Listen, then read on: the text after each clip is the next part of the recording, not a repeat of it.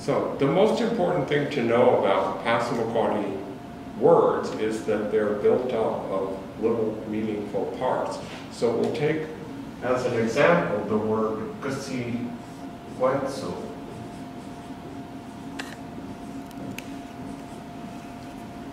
And that means he or she, someone washes his face or her face.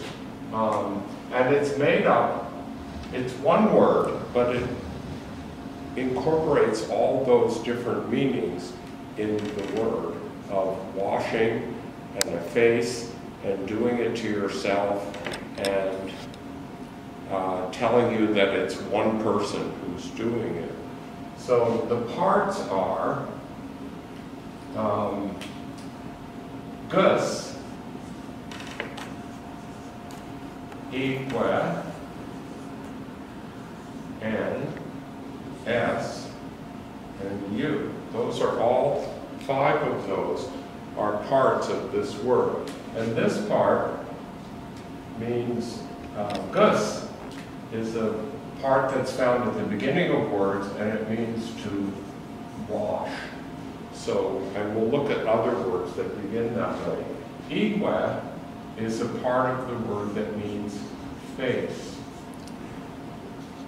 N tells you that the action is being done with the hands.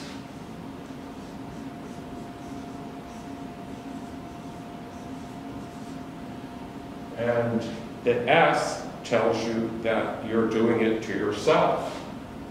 So that's called reflexive. So that means that the action of the person who's doing the thing is doing it to himself or herself.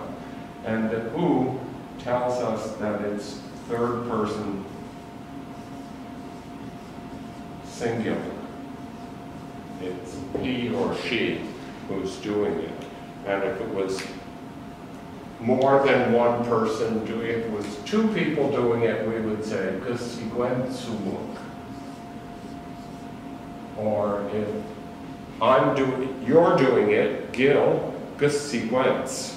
And then there's no ending. So that's how Passamaquoddy words work. They have roots. These are called roots or elements of the words. Some go in the beginning, some always go in the middle, and some go near the end of the word. And every Passamaquoddy word has some of these parts. It might not have all of them. I need an eraser. I'm just going to get a pause this up. Yeah. I'm just going to get a piece of paper now. And after this,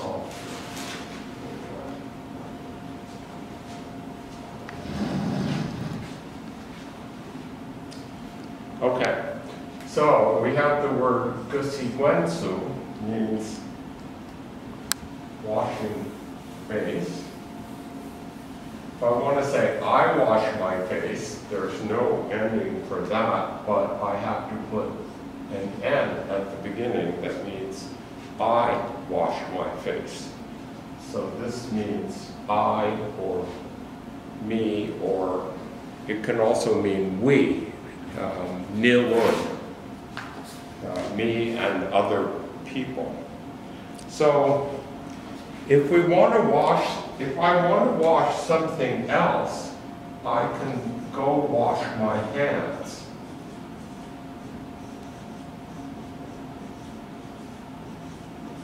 And I would say, gesiptinens, I'm washing my hands. And so you see that this part has changed from this part. So this part meant face. Iptin is a part that means hand or hands. Or I could say, gusat, hands. I'm washing my hair, but this part, atbe, means head. So you're really saying, I'm washing my head. Or I could say ngasigadens.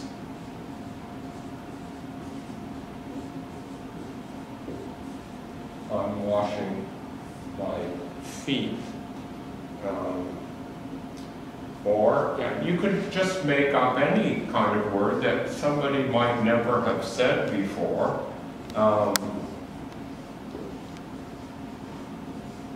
That might be a funny word, like in the seatonens, I wash my nose. And people know that this part means nose. Or in gusalgasens.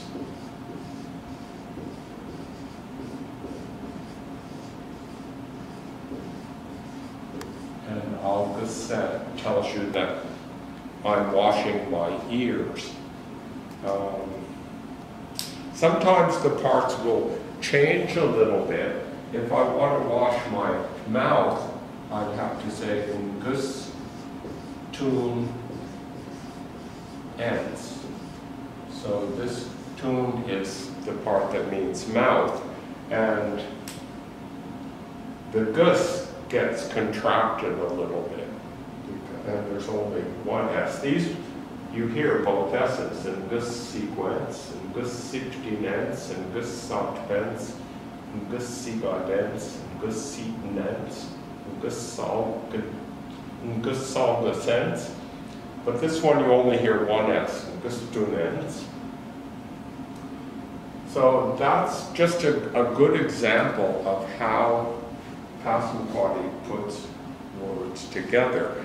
This, whoops, I left out a letter in this one, sorry. Gusalgasens, there should be an O in there. And this part, olig, is another kind of word part that tells you the shape of what's being washed. And this means that it's hollow, or it has a hole in it. And your ears have a hole in them. So the word for ear has something to do with the fact that there's a hole in it. And if you, I'm just going to erase a few of these words here. We'll leave the ears there because they have a shape in them. And if I want to wash, if I'm a cat and I'm washing my tail, then I would say, or if we could talk about the cat, we won't say I, because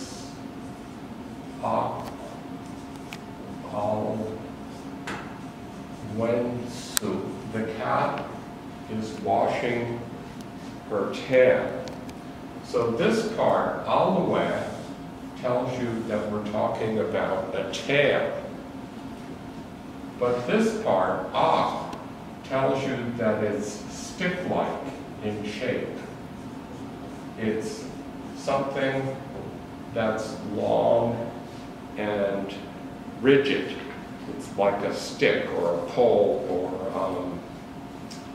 an arm or a leg or a neck or something that has that kind of stick-like shape. And another one with olig in it is gusalgiguensu. And this olig is the hole or hollow, and igwa we remember was face from gusigwensu. So gusalgiguensu means these two together, like these two together. This means eye. So I'm washing my eyes in gusalgiguens, or someone else is washing his or her eyes. And one other shape is obsk.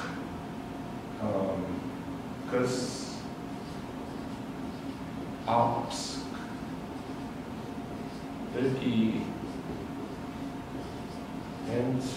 These are getting to be kind of strange words.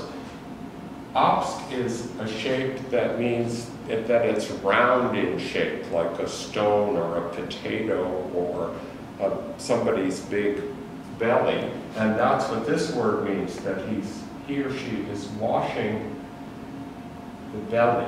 Vidya tells you it's about the belly, and obsk tells you the shape of it's round and three-dimensional. And we can also change the beginning of the word to something else. So if I change gus to something different, I can put boost. And boost means to moisten or to wet.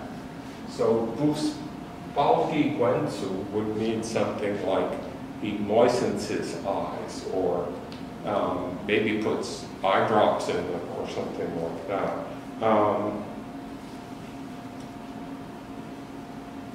We could change it to, I should put this down.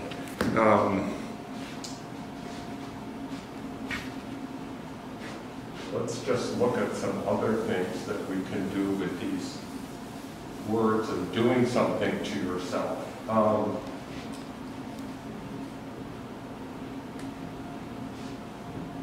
Here's a different beginning, gos, and that means to wipe.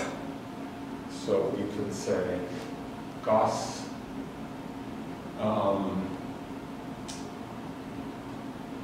gasi guenzu. Okay, remember gusi guenzu. So gasi guenzu is to wipe one's face. Somebody wipes his face. Gasif dinensu.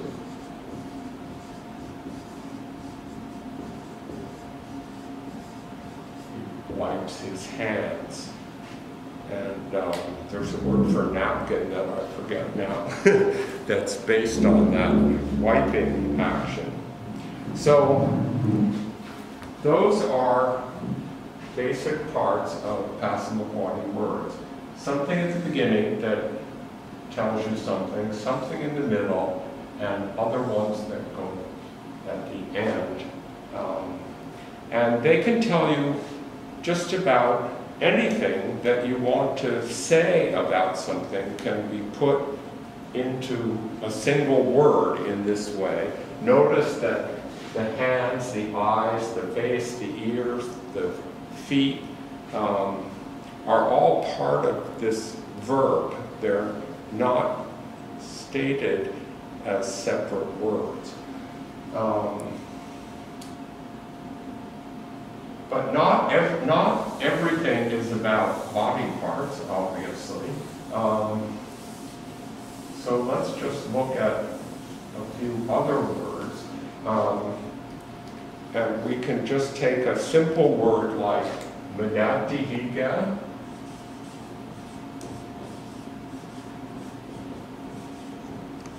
which is what you say when someone is knocking at the door. You say, medatihiga when. Someone, when means someone, or in questions it can mean who. When medatihiga, who's knocking at the door? When medatihiga.